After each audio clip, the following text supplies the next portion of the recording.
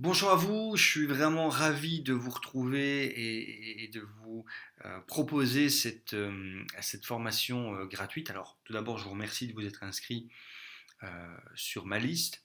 Donc aujourd'hui, ce que nous allons voir ensemble, c'est cette méthode en 3 étapes pour trouver de nouveaux clients, ne plus dépendre de vos clients historiques et développer votre entreprise sans sortir de votre bureau.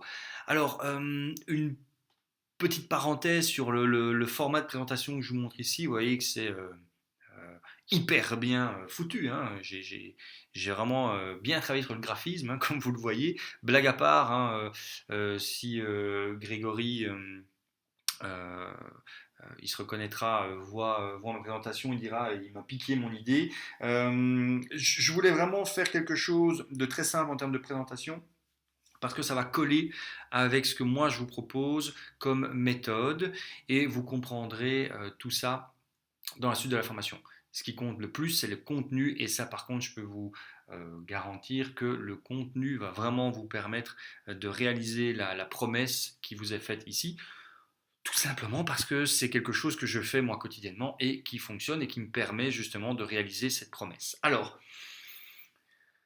vous êtes donc probablement, en tout cas si vous êtes ici, dans une situation où vous considérez que vous n'avez peut-être pas assez de clients, ou vous avez peut-être des difficultés à trouver des nouveaux clients, hein, et on sait que forcément c'est un risque pour l'entreprise. D'accord.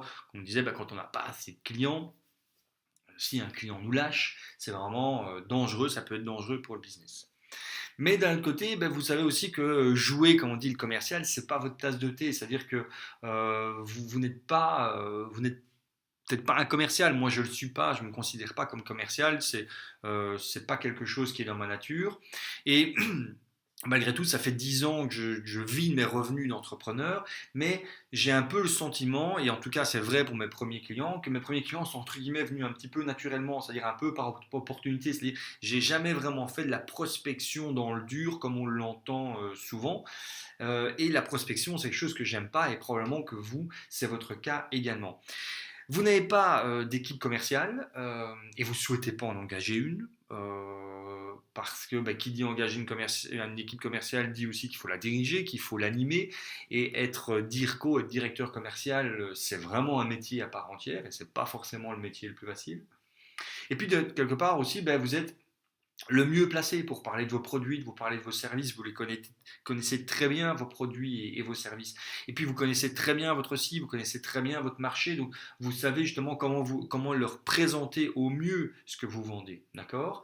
Et donc du coup, on va voir ensemble quelle est la solution pour un petit peu combiner tout ça. Donc, comment justement trouver par vous-même des nouveaux clients sans devoir jouer justement ce commercial, sans devoir engager des commerciaux, et en y consacrant maximum de 30 à 60 minutes par jour. Parce que oui, en tant que dirigeant, je sais, parce que voilà, c'est mon cas aussi, qu'on est toujours un petit peu au champ et à la ville, qu'on a pas mal d'autres choses à faire, qu'on est peut-être même encore soi-même impliqué dans la production, et donc on ne peut pas non plus consacrer la moitié de ses journées à faire de la prospection. Donc ici, la technique que l'on va voir ensemble, la méthode que l'on va voir ensemble, peut être réalisée en 30 à 60 minutes par jour.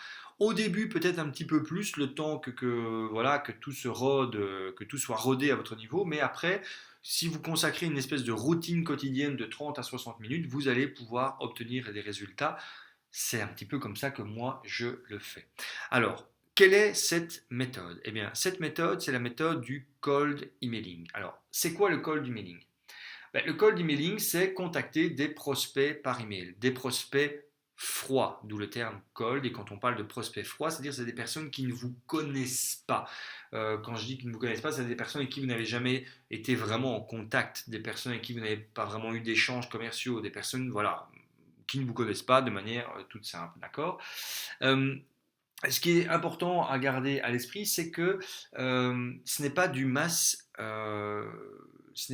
mailing, d'accord. Il faut faire une grande différence entre le mass mailing, c'est-à-dire le fait d'envoyer un email, le même email à 500, 1000, voire plus personnes différentes, et le cold emailing. Ici, on est bien dans des emails qui seront personnalisés, contextualisés, des emails qui seront envoyés avec vraiment une tonalité naturelle, un petit peu comme quand vous adressez oralement à la personne.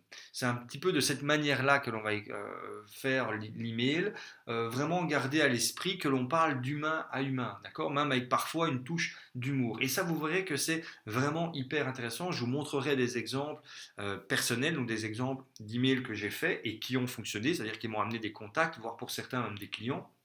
Mais vous verrez qu'on est vraiment dans un email qui est personnalisé, contextualisé, naturel, vraiment comme si on avait la personne en face de nous et qu'on lui parle. Moi, une image que j'aime bien prendre, c'est que quand j'envoie comme ça un email de type cold emailing, donc un email comme ça de prospection, j'essaie toujours de me dire à l'esprit, tiens voilà, si cette personne à qui j'envoie l'email, je l'avais en face de moi, donc par exemple dans un dîner d'affaires, vous savez, je vais dans un club d'affaires, on a un dîner d'affaires, je rencontre cette personne, on ne s'est jamais vu auparavant, je me présente à elle, je dis bonjour et je commence à lui parler, eh bien je vais essayer de garder à l'esprit, dire tiens, si je devais lui parler comme ça en face à face, comment je lui parlerais, et l'idée c'est d'arriver à faire en sorte de transposer ça dans l'email pour que ce soit vraiment le plus naturel possible. Donc voilà, ça c'est ça le cold emailing. Et pourquoi ça marche le cold emailing? Eh bien, ça marche tout d'abord parce que tout le monde utilise l'email. Et là, on peut se permettre de dire tout le monde parce que je pense, et d'autant plus quand on est dans le B2B, ben, que tout le monde a une adresse email et tout le monde utilise son email au quotidien. La deuxième chose pour laquelle ça marche, c'est parce que ce n'est pas dérangeant. D'accord? Quand vous faites de la prospection par téléphone, automatiquement vous allez déranger la personne. Même si, prenons le cas extrême, même si vous aviez convenu avec la secrétaire de cette personne que vous allez appeler Monsieur Durand lundi à 10h du matin, lundi à 9h59 et 59 secondes, Monsieur Durand, il fera autre chose. Il ne sera pas là avec les bras croisés, le GSM à côté de lui, à attendre votre appel. Il fera automatiquement autre chose. D'accord? Tandis que l'email, quand la personne va lire votre email, c'est qu'elle a décidé de lire ses emails à ce moment-là. C'est que la personne s'est dit, bon ben voilà, j'arrive au bureau, j'ouvre ma boîte mail et je commence à consulter mes emails. Et donc elle est vraiment dans l'optique de lire ses emails. Donc vous n'allez pas la déranger à ce moment-là. Et en plus, ça marche parce que ce ne sera pas spammy, dans le sens que comme je vous le disais, vous allez envoyer un email qui est naturel, qui est personnalisé, qui est contextualisé. Donc ce ne sera pas un mail vraiment de type spam, un peu comme un que j'ai reçu encore ce matin, où on voyait très bien, enfin quand je dis un, des dizaines, où on voit très bien que c'est le même mail qui a été envoyé à 500, 1000, 5000 personnes, d'accord? Ici, ce ne sera pas le cas. Vous allez vraiment vous adresser à des personnes, alors déjà qui sont dans votre cible, donc des personnes à qui vous avez vraiment des choses intéressantes à dire, des personnes à qui vous pouvez apporter de la valeur, et vous allez vraiment leur montrer que votre démarche est individuelle, contextualisée, personnalisée. Et, je viens de le dire, vous allez leur apporter de la valeur. Et pour toutes ces raisons-là, ça marche. Et pourquoi ça marche pour vous? Pourquoi c'est fait pour vous? Et pour moi d'ailleurs aussi. Eh bien parce que justement, c'est une démarche qui est naturelle. Il n'y a pas besoin d'être un commercial. Vous allez écrire un email de manière naturelle en plus. Et pour ça que je fais cette petite relation avec la super présentation que vous avez ici sous les yeux, vous n'allez pas commencer à devoir faire un email super bien guindé avec de l'HTML, avec des images, avec des couleurs. Surtout pas. Votre email, il va être un petit peu comme à l'image de ma présentation, au format texte. Donc c'est très simple, c'est très naturel. C'est un email que vous allez écrire comme si vous écriviez un email à un de vos clients ou à une personne qui est dans votre entreprise ou à une personne que vous avez rencontrée justement à un business club, il vous a donné sa carte de visite et vous lui envoyez un email. Voilà, quand vous envoyez un email comme ça à quelqu'un, vous n'allez pas commencer à faire un email formaté avec de l'HTML, avec des images, avec des couleurs, avec des... Non, vous allez lui envoyer un email un petit peu à la manière que je vous présente ici ma présentation. Mais là, c'est pareil, ça va marcher pour vous, ça ne va pas vous stresser parce que ce sera une démarche naturelle d'envoyer un email, c'est pas commercial. Vous ne devrez pas utiliser toute une série d'arguments pour essayer de passer le barrage de la secrétaire. Vous n'aurez pas besoin d'avoir un argumentaire de vente tout préparé ou d'avoir un script de vente tout prêt à dérouler au téléphone. Et surtout, vous n'allez pas devoir y passer des heures pour le faire, ok? Et donc par rapport à votre situation et par rapport à la mienne, ça marche, ok? Alors, passons en revue les 3 étapes, puisque comme je vous dis, c'est une méthode en 3 étapes, et puis on va la passer en détail.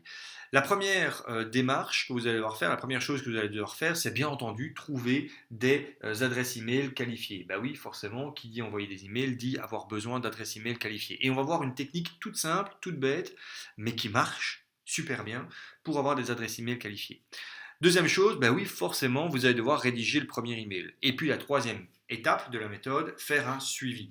Et cette deuxième et troisième étape, vous verrez que c'est quelque chose qui est itératif, c'est quelque chose que vous allez justement faire régulièrement, que vous allez inclure dans cette fameuse routine de 30 à 60 minutes. Puisque rédiger le premier email, imaginons que vous allez commencer, une fois que vous aurez terminé ici la formation, vous allez rédiger votre premier email, par exemple vous allez le faire pour 10 personnes, très bien, et puis quelques jours après vous allez faire ce follow-up pour ces 10 premières personnes, mais tous les jours vous allez peut-être refaire un deuxième round, alors peut-être que le lendemain vous allez faire un round avec envoyer un premier email à 5 nouvelles personnes. Après-demain, ce premier email, ce sera à 8 nouvelles personnes. Enfin bon, voilà.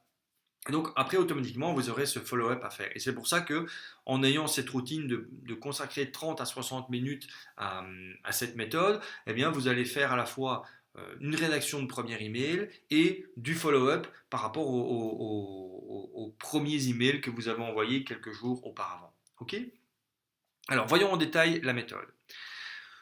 Trouver des emails qualifiés. On va commencer par les choses à ne pas faire. La chose à ne pas faire, c'est acheter une base de données. Vous savez, il y a plein de sites qui existent, que ce soit pour la Belgique, la France ou les autres pays, où vous pouvez sélectionner des critères et télécharger des bases email, et on vous dit comme ça, vous avez la possibilité de trouver des adresses, des contacts pour pas cher. Ne le faites pas. Ne le faites pas parce que c'est vraiment la pire idée. Les bases de données sont souvent obsolètes, déjà. Et quand vous avez des adresses email, parce que c'est vrai que si vous ne faites pas attention, vous allez télécharger une base de 5000 contacts, mais peut-être que dans les 5000, il y aura 2300, vous aurez une adresse email.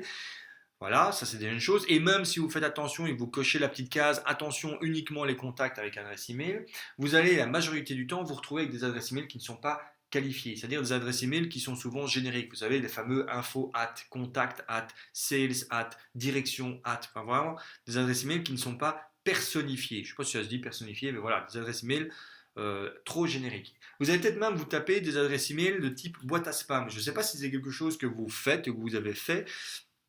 Moi, c'est quelque chose que je faisais par le passé quand je m'inscrivais à des choses où je savais très bien que je n'allais pas être intéressé par les emails que j'allais recevoir de leur part. Par exemple, quand je m'inscrivais sur un site e-commerce, que je faisais une commande, j'avais une adresse email de type mailing list at trucmuche.com. Et donc du coup, j'utilisais cette adresse email là, et c'est souvent ces adresses email là qui se retrouvent dans les bases de données. Donc ça, ne le faites pas. Moi, je vous propose une technique qui marche, qui fonctionne, c'est celle que j'utilise et qui vous donne des adresses email qualifiées, c'est utiliser la fonction d'export de LinkedIn. Donc il faut savoir que LinkedIn est actuellement le seul réseau social qui vous donne la possibilité d'exporter gratuitement toutes vos données et entre autres toutes les données sur les relations que vous avez dans LinkedIn. Et dans les données que vous allez recevoir, vous avez l'adresse email de la personne. Donc l'adresse email que la personne a utilisée pour s'inscrire sur LinkedIn, qui majoritairement, dans 90, donc 90% des cas pour nos amis français, voire plus, est vraiment une adresse email personnelle, n'est pas une adresse de type info, etc., etc. Parfois c'est le cas, mais c'est vraiment très rare.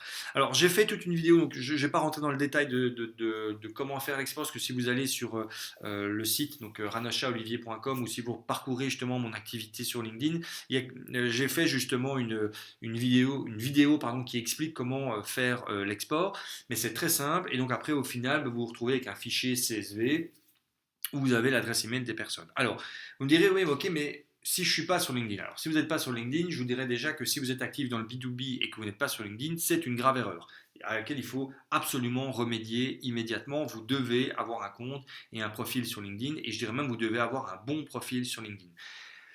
Je ne peux pas vous donner un cours de social selling aujourd'hui dans le cadre de cette méthode. On peut en parler ensemble parce que ça, c'est vraiment un sujet à part entière et j'ai des clients en consultance que je suis, que je coach uniquement pour cette partie-là. Mais c'est indispensable. C'est indispensable parce que LinkedIn vous permet vraiment, que ce soit avec le moteur de recherche gratuit ou le moteur de recherche que l'on peut avoir avec un compte premium, donc le Lead Builder, vous donne vraiment la possibilité de cibler très finement les personnes que vous souhaitez inviter et contacter dans votre réseau. Et donc, l'idée, c'est que une fois que vous avez fait votre recherche et que vous avez trouvé un petit peu les personnes qui correspondent à votre cible, vous allez les inviter. Quand ils vont accepter votre invitation, vous allez et pas par erreur, comme dans la chanson, eh bien, vous aurez la possibilité de demander un export de vos données LinkedIn et donc vous retrouvez comme ça avec leur adresse email. D'accord? Et donc, si vous n'avez pas assez de monde sur LinkedIn, donc si vous n'avez pas de compte, vous savez ce que vous devez faire. Si vous n'avez pas assez de monde, eh bien entendu, vous devez faire en sorte d'agrandir votre réseau et ensuite de faire l'export. Maintenant, voilà, en moyenne, un dirigeant d'entreprise a 342 contacts précisément sur LinkedIn. Je pars du principe que vous avez, même ne serait-ce que 100 contacts sur LinkedIn, et bien vous avez vos 100 premières adresses email. Si vous ne savez pas comment faire l'export, encore une fois, allez voir sur mon site. J'ai une vidéo où je vous explique précisément comment faire l'export. La vidéo est gratuite, hein. Voilà, donc ça c'est pour la première étape. La deuxième étape, c'est rédiger le premier email. Alors, dans un email, il y a plusieurs points d'attention. Il y a le titre, le corps du message et la finalité du message, c'est-à-dire le call to action. Le titre, c'est l'accroche. Le titre doit donner envie, ne sert qu'à une seule chose, c'est donner envie à la personne d'ouvrir l'email et de poursuivre la lecture. D'accord ? Et surtout, le titre doit aussi montrer à la personne que l'email est un email naturel, personnalisé, contextualisé, que ce n'est pas justement un mail de type spam que vous avez envoyé à des centaines de personnes différentes. D'accord ? Donc il faut que votre accroche soit naturelle, personnalisée et elle doit donner envie. Alors je vais vous montrer quelques exemples qui sont des exemples de mails que moi j'ai envoyés. Dans mon dernier run d'email, hein, comme je disais, bon, c'est quelque chose d'itératif, mais voilà, dans mon dernier run d'email que j'ai fait avant d'enregistrer cette formation, je vais vous montrer un petit peu des exemples de titres et les résultats obtenus. Ils sont ici. Voilà. Donc dans ce dernier run, j'ai envoyé 11 emails à 11 personnes différentes. Voilà un petit peu les exemples. Faciliter la gestion des commandes. Il a été ouvert. Des idées plein la tête, avec un petit smiley, il a été ouvert. Prospection dans le domaine médical, donc c'était pour un assureur là, de mémoire, pas un assureur, un comptable, pardon, qui mettait sur son site qu'il était spécialisé dans le domaine médical. Donc voilà, prospection dans le domaine médical, ouvert. Il manque un call to action et c'est parfait, avec un petit smiley. Donc non seulement il était ouvert, mais j'ai obtenu un rendez-vous téléphonique aussi avec ce premier email. Discutons de stratégie commerciale, ouvert. 10 786 personnes attendent de vos nouvelles. 3 petits points, là aussi, ouvert, répondu et rendez-vous téléphonique fixé. Approcher le monde industriel belge par le digital, pas ouvert. L'art de persuader par email, ouvert. Développer une image de gentleman, pas ouvert. L'avenir, entre parenthèses, du marketing, fermez la parenthèse, de XXX, ouvert. Donc XXX, bon là c'était pas ça, hein, c'était le nom de la société, mais je l'ai retiré. Là, remarquez, les parenthèses servent à quoi? À jouer un petit peu sur le mot, parce que quelque part on peut retirer la parenthèse, et ça veut dire c'est l'avenir de, non l'entreprise, ou l'avenir du marketing de l'entreprise. Donc c'est pour ça que je l'ai joué comme ça, pour jouer un petit peu sur le côté intrigant de la chose. Et l'avenir, entre parenthèses, et le présent d'Indirco sera digital. Donc vous comprenez que cet email a été envoyé à un directeur commercial. Au moment où j'ai écrit, où j'ai fait le copier-coller pour la formation, le mail n'avait pas été encore ouvert. Donc vous voyez que sur 11 emails, j'ai un taux d'ouverture de ce premier email de 72%. D'accord? Donc, c'est-à-dire que 72% en voyant 72% de ces emails ont été ouverts grâce à l'accroche et uniquement grâce à l'accroche. Ok? Donc, première chose importante, c'est ça, c'est de faire en sorte que votre email donne envie à la personne d'aller plus loin et d'ouvrir votre email et surtout ne lui donne pas envie de le supprimer en disant c'est du spam. Vous ne pourrez pas faire un 100%. Voilà, mais 72%, honnêtement, c'est hyper bon. Il faut savoir qu'en mass marketing, enfin en email marketing, Si vous arrivez à atteindre 20 à 30% de taux d'ouverture, vous pouvez considérer que vous êtes très bon. Donc là, vous voyez, on est à 72% de taux d'ouverture. Bon. Ensuite, il faut un texte bref, donc le corps du message. Je dis bien bref, qui est différent de court. Je vais vous montrer des exemples par après. Courtois, mais naturel. Avec un alibi. Il faut commencer d'ailleurs avec un alibi. D'ailleurs, j'aurais dû, pour être plus précis, j'aurais dû faire ça ainsi. Il faut mettre un alibi et puis il faut faire en sorte que le texte que vous écrivez soit bref, différent de court. On va voir ça juste après. Courtois, mais naturel. Alors, je vais vous montrer de nouveau un exemple. Je vais prendre l'exemple, vous vous souvenez ici, vous voyez, il y avait ce titre-ci pour lequel j'ai obtenu un rendez-vous téléphonique, rien qu'avec ce premier email. Voilà, il est ici.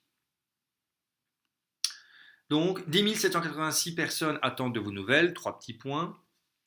Bonjour Francesco, nous sommes en contact sur LinkedIn depuis quelques jours et c'est ainsi que je me suis intéressé à, nom de la société que j'ai barré ici. Voilà mon alibi. Très simple, très court, très bref. L'alibi, il est là. On est sur LinkedIn, on est en contact sur LinkedIn, ou c'est normal que je le contacte, puisque on est en relation sur LinkedIn. Donc à quoi sert d'être en relation avec quelqu'un si on ne contacte pas cette personne? Ça ne sert à rien. C'est un petit peu comme les amis qu'on a sur Facebook et qu'on ne voit jamais, mis à part de la curiosité mal placée, ça ne sert à rien. Donc ici, ben voilà, c'est l'alibi, il est tout trouvé. Ensuite, le texte bref, différent de court, courtois mais naturel. Vous voyez, j'aurais pu faire plus court comme email. Il n'est pas spécialement long, mais j'aurais pu faire plus court. Mais vous allez voir qu'il est hyper ciblé, ce message. Il est hyper ciblé déjà parce que je vais faire le lien avec le titre, avec l'accroche, d'accord? Et en même temps, vous verrez que je ne fais que parler de lui. À aucun moment, je ne parle de moi. Voyons ça ensemble. J'ai été très séduit par l'univers de votre site et la promesse de lunettes incassables m'a personnellement interpellé. 3 petits points, à la ligne 3 petits points. Moi qui viens de perdre ma dernière paire de lunettes grâce à la délicatesse de ma fille de 2 ans. Donc là, vous voyez, je reste courtois. Je le vous vois, on ne se connaît pas, je le vous vois, bon voilà, je lui parle de lui, de son site, de la promesse qu'il fait sur son site, donc je lui montre que je me suis intéressé à son entreprise, par là même, ce qui est la vérité. Et en même temps, je mets cette petite touche d'humour, avec la petite phrase que je mets là. J'ai ainsi découvert votre page Facebook et c'est 10 786 abonnés. Mais j'ai été très étonné de voir qu'il n'avait plus reçu de vos nouvelles depuis le mois d'août, alors que votre rythme de publication était assez important avant cela. Donc là, vous voyez, je fais le lien avec le titre et je lui montre, là encore une fois, que je me suis intéressé à son entreprise et à la situation de son entreprise. J'aurais bien aimé échanger avec vous à ce sujet. Auriez-vous un créneau de 10 minutes à me consacrer par téléphone, disons demain en matinée ou jeudi dans la journée? Et donc là, vous voyez, je lui propose un call to action unique et simple. Je propose un call to action. La première erreur, c'est de ne pas en mettre. De se dire, bon, on se doute que la personne va me répondre, enfin, elle sait que je veux qu'elle me réponde. Non, non. Ne doutez de rien, ne supposez rien du tout. Proposez un call to action et un call to action unique et simple. Ici, il est unique et il est simple. Je lui demande quoi? Un contact par téléphone de 10 minutes, donc je lui montre que je ne vais pas lui prendre énormément de temps. Et je lui propose même, en disant voilà, demain en matinée ou jeudi dans la journée. Voilà. Et c'est terminé. D'avance, merci de votre réponse. Ok? Donc vous voyez que c'est bref, je lui montre que je m'intéresse à lui, je fais le lien entre le titre et le reste du message, et j'ai le call to action. Et là, le résultat, donc ça c'était le 30 octobre à 12h49, et le même jour à 18h17, il m'a répondu « Bonsoir, ce serait avec plaisir, mais demain je suis très occupé, si vous le souhaitez, on peut s'entretenir à la fin de cette semaine. » Et puis je lui ai dit, et puis voilà, et puis là-dessus, j'ai répondu, on a fixé le rendez-vous et c'est terminé. Un autre exemple, vous vous souvenez du titre, il manque un call to action et c'est parfait, donc là aussi j'ai obtenu un rendez-vous téléphonique avec cet email. Il manque un call to action et c'est parfait, donc là reprenons, bonjour Denis, nous sommes connectés sur LinkedIn depuis quelques jours et j'ai pris le temps de découvrir votre site. Donc plus ou moins pareil que le même alibi tout à l'heure. Bon. Une belle claque. Pour un site d'assureur, je dois avouer que cela change, entre parenthèses, positivement. De nouveau, voilà, je suis naturel, un petit peu d'humour entre guillemets, enfin vous voyez, je suis pas dans un truc hyper guindé, enfin je veux dire, à la limite si je rencontrais la personne dans un business club, si je savais que j'allais rencontrer cette personne dans un business club et j'avais été voir son site un petit peu avant, je la vois, je dis bonjour Denis, écoutez, avant de venir ici au dîner, j'ai été voir votre site, waouh, quelle claque quoi, par rapport à ce qu'on voit d'habitude comme pour les sites d'assureurs, ça change, mais vous voyez, je transpose la manière dont j'aurais pu parler à cette personne-là si je l'avais en face à face dans l'email. Vous voyez, je ne fais pas du super guindé, du super institutionnel. Non, non, soyez naturel. De nouveau, écrivez de la même manière que vous parleriez à cette personne. Voilà. J'ai particulièrement aimé votre test de compatibilité. Un petit conseil, vous devriez ajouter un call to action sur la page de résultats pour inciter les personnes qui utilisent ce formulaire à prendre contact avec vous. Donc là, vous voyez, je fais de nouveau le lien avec le titre. Et là, c'est hyper intéressant, on en reviendra là-dessus, c'est d'éviter cette fameuse dissonance cognitive. Bon, on va y revenir maintenant d'ailleurs. Éviter la dissonance cognitive, c'est-à-dire faire en sorte que la personne puisse faire le lien entre ce qu'elle a vu dans votre titre et ce que vous mettez dans le corps du texte. D'accord. Il y a certains marketeurs, entre parenthèses, du dimanche, qui vous disent parfois, bah oui, mettez des titres voilà, qui vont vraiment pousser à l'ouverture, du style, vous voyez, deux points, vous savez, quand vous avez, dans un email, quand il y a déjà eu des réponses à l'email, il y a un deux points qui vient se mettre automatiquement devant le titre de l'email. Et la personne dit, ben voilà, vous mettez deux points suite à notre échange. Et là, oui, vous allez avoir un taux d'ouverture de cet email qui sera certainement très important. Parce que la personne dit, tiens, suite à notre échange, c'est-à-dire qu'on a, et en plus il y a un c'est-à-dire je vais l'ouvrir parce que je ne me rappelle pas de cette conversation. Et comme de fait, après, ben forcément, dans le reste du message, ben vous n'allez pas faire de lien, vous n'allez pas pouvoir faire de lien. Donc, entre guillemets, la personne va se rendre compte que vous avez triché. D'accord. Et ça va l'énerver. Ou alors des titres du style Hey, salut ou Salut John. Enfin, où là, la personne dit tiens, je dois la connaître, si elle me parle comme ça, et puis en fait elle va se rendre compte que non, c'était juste vraiment un appât, et puis comme le poisson qui s'est fait choper avec l'appât, bon ok il s'est fait choper, mais après il est bien énervé le poisson, d'accord.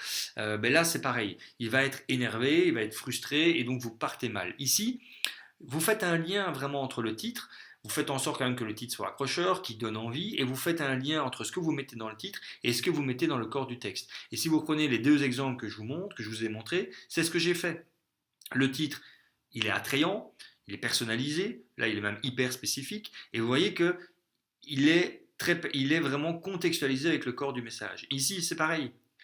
Je lui mets, en fait, la valeur que je lui apporte dans le message, et ça c'est l'autre aspect important, c'est apporter de la valeur. La valeur que je lui apporte dans le message, je la retranspose dans le titre. D'accord. Je continue l'email. Je pense d'ailleurs à d'autres choses que vous pourriez faire sur votre site pour mettre en avant vos qualités humaines tout en drainant plus de contacts qualifiés. Donc là, je continue à lui montrer quelle est la valeur à apporter. Si on se trouve un créneau de 30 minutes par téléphone pour en discuter, je peux vous exposer cela. Que pensez-vous de demain ou jeudi? Je vous remercie d'avance pour votre réponse. Donc là, pareil, un call to action simple, unique, direct, to the point et naturel. De nouveau, hein, j'ai pas je vous prie d'agréer, madame, monsieur, en attendant. Non. Enfin, je veux dire, on n'est pas, enfin, ça marche pas ça. À moins que vous parliez à un prince ou au roi, mais bon, voilà. Soyez naturel. Si vous croisez la personne de nouveau et que vous lui parlez et que vous souhaitez un rendez-vous avec elle, vous allez lui dire une phrase qui ressemble plus ou moins à ce que j'ai écrit là, d'accord? Ça reste courtois, mais ça reste naturel. Bon. Je termine avec deux autres exemples. Alors là, c'est pas par email pour le coup, mais j'ai pas eu le temps d'aller par email puisque donc vous dites bon voilà les deux personnes ici, les deux exemples que je vous ai montrés ici. D'ailleurs, vous le voyez dans la Libye, c'est des personnes que j'ai contactées par LinkedIn, donc avec un message sur LinkedIn. J'ai personnalisé mon invitation et puis j'ai récupéré donc par l'export leur adresse email et je les ai contactés par email. Et il y a deux autres exemples où là, ça s'est arrêté à l'invitation LinkedIn, puisque après, j'ai même pas eu l'occasion d'aller jusqu'à l'email, ça s'est poursuivi directement positivement. Exemple, ici, donc avec un exemple de message que je mets dans mon invitation. Bonjour Bruno, comme d'autres owners and CTO, êtes-vous parfois angoissé à l'idée de ne pas avoir assez de leads pour garder un taux suffisant, et je vois petite faute d'orthographe d'ailleurs avec S à suffisant, de nouveaux clients. J'aimerais en parler avec vous pour échanger nos expériences et voir comment cela est géré chez SPRL. Merci Olivier. Donc ça c'est un exemple d'invitation que j'envoie sur LinkedIn. Et donc ça, j'ai envoyé ça le 19 octobre à 13h35. Et le jour même, une minute après, Bruno m'a répondu: bonjour Olivier, cela m'intéresse également de pouvoir en discuter avec vous. Quand est-ce que cela vous arrange? Et puis je dis bonjour Bruno, merci pour ce retour. Je vous propose lundi, début d'après-midi, etc., etc. Et là, en fait, ce qui s'est passé, c'est que on s'est contacté sur Skype, on a discuté une demi-heure sur Skype. Après ça, il m'a demandé de lui envoyer une proposition. Je lui ai envoyé une proposition. Le lendemain, il m'a validé la proposition. Je lui ai envoyé le devis. Ils ont payé un acompte et on va commencer à travailler ensemble. Ouais. Donc là, j'ai même pas eu le temps d'aller dans l'email. Autre exemple, à Lorenz, je lui avais envoyé exactement le même message, bon, sauf que c'était son titre à lui et sa société à lui. Mais voilà, et il m'avait répondu, ah bah oui, pourquoi pas, prenez contact avec ma secrétaire pour convenir d'un rendez-vous. C'est ce que j'ai fait, j'ai téléphoné à la secrétaire, je lui ai rappelé la conversation que j'ai eue avec Lorenz par LinkedIn et le rendez-vous est pris. Et d'ailleurs, au moment où j'enregistre cette vidéo, le rendez-vous c'est demain. Donc là, c'est pour vous montrer que ben, voilà, ça fonctionne réellement, non seulement pour obtenir des contacts qualifiés, comme c'est le cas ici avec Lorenz, ou avec Denis et Francesco, mais aussi pour obtenir des clients. Bon, euh, voilà pour la deuxième étape. Troisième étape, faire le follow-up. Et faire le follow-up, ce que je vous dirais, c'est ne vous découragez pas. D'accord. Il est normal de ne pas avoir de réponse directement. Quelquefois, il est nécessaire d'aller jusqu'à 5 contacts pour obtenir une réponse. Vous voyez, ici, bah, effectivement, je n'ai eu que, et je vous explique pourquoi je dis le que, 18% de taux de réponse sur le premier email. Et encore, je n'inclus pas, ce serait plus que ça. Si j'incluais ça, ce serait plus que 18%. Mais bref, si je ne prends que ces 11 emails ici, j'ai 18% de taux de réponse sur le premier email. C'est énorme. C'est énorme. Si vous faisiez de la prospection téléphonique, si vous arrivez à obtenir en prospection téléphonique 2% de taux de conversion, vous pouvez considérer que vous êtes déjà très bon. D'accord. Donc 18% de taux de réponse sur le premier email, c'est très bon. Et je ne vais pas m'arrêter là. C'est là l'intérêt de faire du follow-up, c'est que régulièrement, vous allez donc réenvoyer des emails à ces personnes-là. Et parfois, vous allez vous rendre compte que certaines personnes qui ne vous ont pas répondu sur le premier email vont peut-être pas vous répondre sur le deuxième, ne vont pas vous répondre sur le troisième, mais qu'au quatrième message, ils vont vous répondre. Alors, du moins, si vous continuez à faire des suivis donc de manière régulière, c'est-à-dire que vous ne renvoyez pas votre deuxième email 3 semaines après le premier. Et toujours de manière naturelle et pas en mode ah tiens j'ai pas eu de réponse, qu'est-ce qui se passe quoi. Enfin j'exagère mais toujours de manière naturelle et toujours en ayant à l'esprit d'apporter de la valeur. Et donc moi ce que je vous conseille c'est de faire le premier suivi email, donc d'envoyer le deuxième email très rapidement après le premier. Quand je dis très rapidement, c'est 2 jours ouvrables, maximum 3 jours après le premier email. Et puis vous faites ça de manière naturelle, c'est-à-dire le troisième email, vous l'envoyez par exemple 4 jours après le deuxième. Le quatrième email, vous l'envoyez 2 jours après le troisième. Puis le cinquième email, vous laissez un peu plus de temps. Vous laissez par exemple 5 jours après le quatrième email.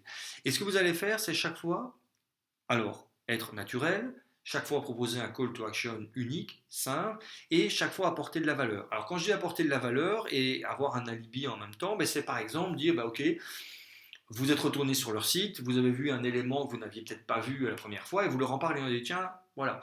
Ou vous êtes tombé sur un article ou un livre blanc ou une vidéo qui pourrait intéresser votre prospect, même si ça ne vient pas de vous, vous lui envoyez, voyez, vous lui apportez de la valeur. Ok. Et puis vous pouvez, pourquoi pas, lors du dernier email, là, changer. Alors parce que le follow-up, ce que vous allez faire, c'est que vous allez chaque fois répondre à l'email précédent. Comme ça, la personne là, pour le coup, va réellement voir le mais c'est véridique, puisque c'est vraiment une réponse à votre précédent email, et la personne aura tout l'historique. Par contre, ce que vous pouvez toujours faire pour le dernier email, c'est pas obligatoire, mais quelquefois ça peut marcher, c'est de faire vraiment ce dernier email en mode dernier email, c'est-à-dire type, là vous faites un nouvel email avec un nouveau titre du style ce sera mon dernier email, et puis à l'intérieur vous mettez voilà bonjour Joseph, on n'a jamais réussi à se caler notre rendez-vous, vous devez être fortement occupé, écoutez c'est pas grave, sachez que moi je reste disponible si vous souhaitez, alors là vous pouvez à la limite être un peu plus sales, donc si vous souhaitez une solution qui va vous permettre de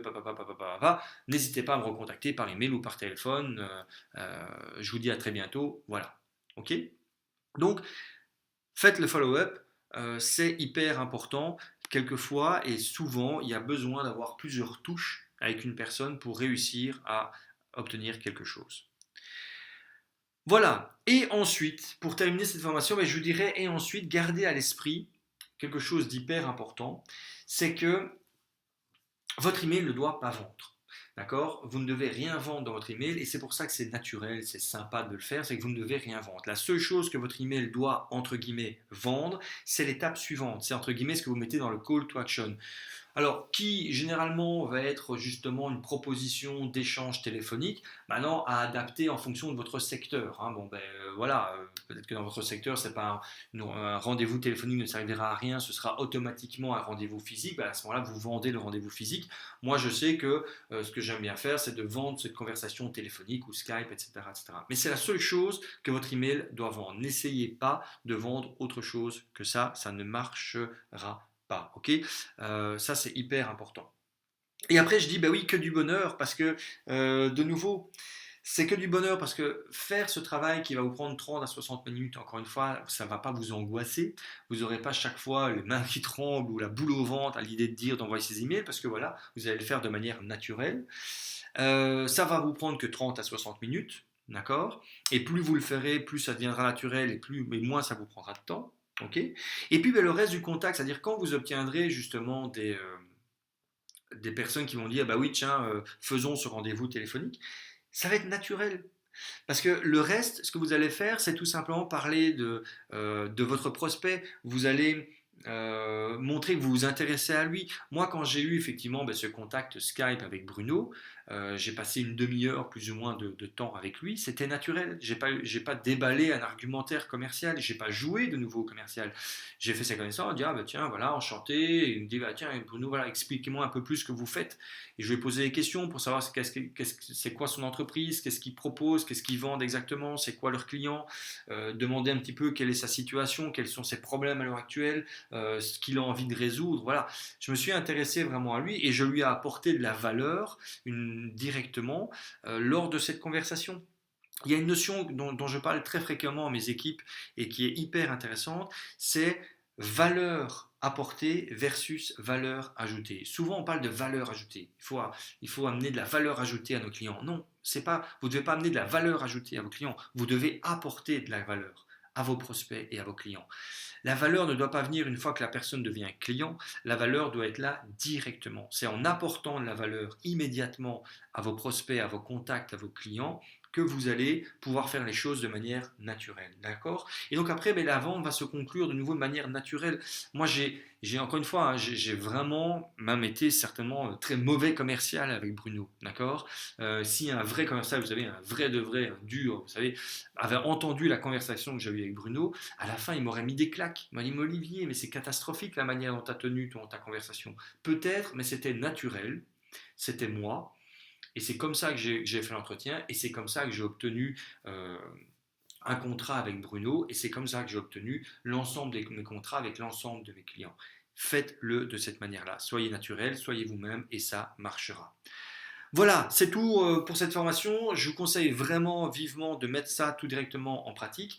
Alors bien entendu, si vous souhaitez aller plus vite, plus loin, sachez que oui, je peux vous proposer, tout comme je l'ai fait avec Bruno, une séance stratégique. C'est gratuit, c'est sans engagement, ça prend 30 minutes.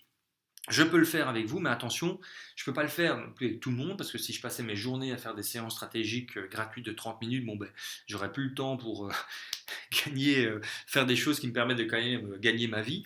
Mais si vous êtes vraiment motivé à aller plus loin dans ces techniques, n'hésitez pas, contactez-moi directement par email et j'en perds le micro, pardon. Contactez-moi directement par email et on planifiera cette séance stratégique pour aller justement plus loin par rapport à votre situation particulière. Je vous dis à très très très très bientôt. Merci de votre attention. Ciao.